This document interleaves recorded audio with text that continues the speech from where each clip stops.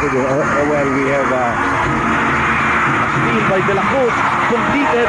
Racela forward to Bustre. Bustre bumitin sa ere, wala.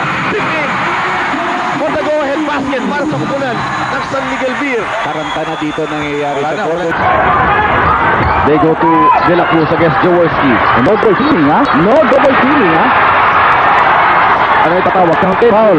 Okay, stop na tira and a foul on Jaworski. Yes.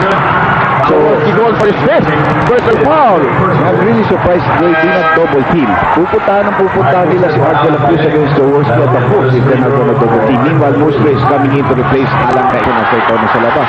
Ikita namin naman sa labas ni Nelson, pero tama ang gandang tapin. Dr. yung Art De La Cruz, ha? Kung strappy at strappy lamang. Sobrang sipang itong si Art De La Cruz para sa mga binigay kay Racela. Will he take it? No, binigay niya kay De La Cruz and De La Cruz finishes.